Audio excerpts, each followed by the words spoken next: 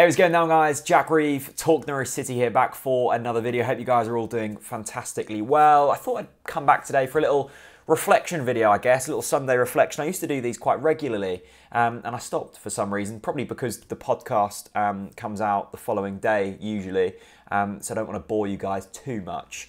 But at the moment, it's just so glorious, isn't it? Watching and talking about Norwich City and just seeing us do so well. Yesterday's win against QPR meant that we've now strung together 8 league wins in a row.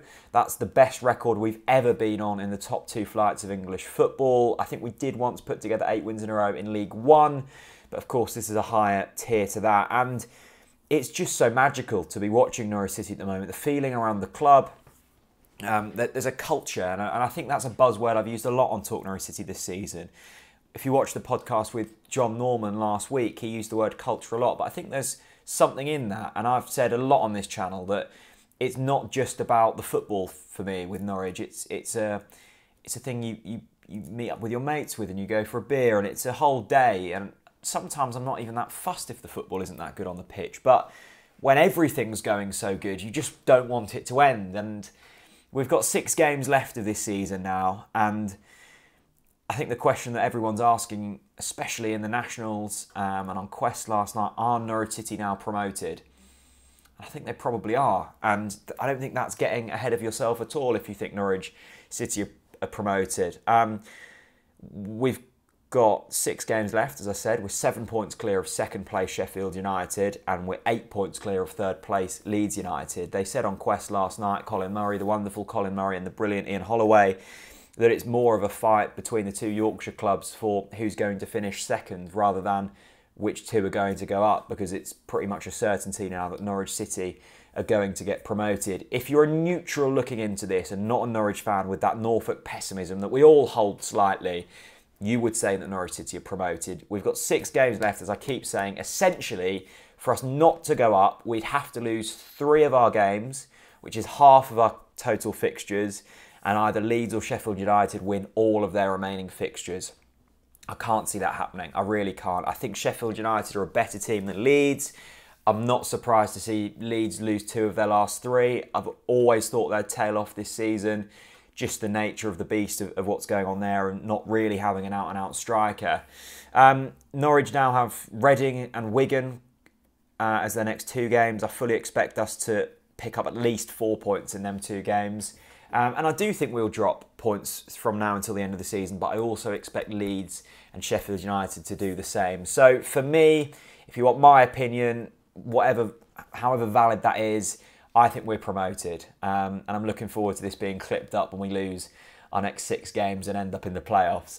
But that's another thing. The playoffs are guaranteed now, which is unbelievable, because if you would have said at the start of the season that we would definitely have a playoff place with 6 games left to go, I think people would think you're absolutely bonkers. But it's been an extraordinary turnaround at Norwich, and one that will be talked about for many, many years to come. You always kind of hear, don't you, your dad or your granddad talking about them great seasons when they were a boy.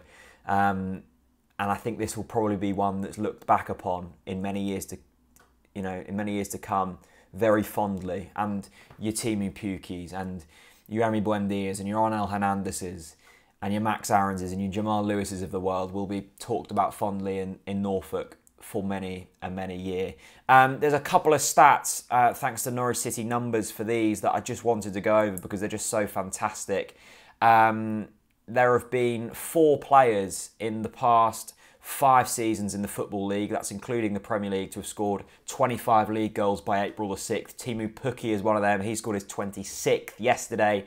The other 3 players are James Norwood this season in League 2, Billy Sharp from 2016 in League 1, and Mo Salah from 2017 in the Premier League. That shows just how much of an elite group Timu Pukki is now in. And I was so chuffed to see him get them 2 goals yesterday, because I just think he looked a bit exhausted in the previous 5-6 games.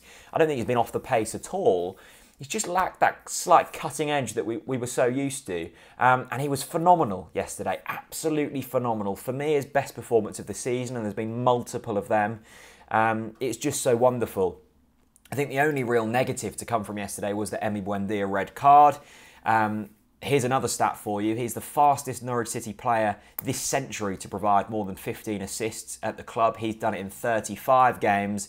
The closest to him played 20 games more, and that was Grant Holt on 55. Huckabee took 64 games to get to 15 assists, and Wes Hoolahan, who many say, and probably rightly so, is one of the best attacking players we've had in the club's history. He took 65 games to get to 15 assists. That's 30 more than Emi Buendia. And of course, we all know Buendia's talent, and it was reckless, his challenge, and it was a red card, and he deserves a 3-game ban. I'm not even worried. I'm not worried about it, because you've got Todd, who could fit in there. You've got Vrancic, who could go in there. You've got Leitner, who could go in there. You could even put a Jordan Rhodes or a Dennis Srebeni in and move Timu Pukki out on the wing. He's done it before. He'll do it again. We've got so many good players, and that's the thing. That's why I'm so confident. We've got so many players. We've got international footballers sat on the bench who can't even get in this squad. You look at the defensive partnership of Tim Close and Grant Hanley, who can't get in the team. They're being kept out by a player who was playing 4th Division German football a few seasons ago, and a 21-year-old in Ben Godfrey. It's remarkable, absolutely remarkable what we're seeing, and I just really hope that people aren't taking this for granted, because it's so good, and there's literally nothing to moan about at the moment, which seems very strange, but I cannot think of anything to moan about, and that's really, really good. Let me know your thoughts. Are we promoted, or am I just getting ahead of myself? I genuinely don't think that being 7 points clear with 6 games to go, you can be called a deluded optimist for thinking we're up as champions now. I honestly don't, but feel free to tell me otherwise. You're very good at doing that usually. Thanks very much for watching. We've got 2 podcasts coming out next week, as well as content from the Reading game and also the Wigan game. We're having a little road trip up to Wigan, so that's going to be really, really good. Look, thanks very much for watching this season. The support has been magnificent. And I, for one, am excited for the Premier League. See you later. Bye-bye.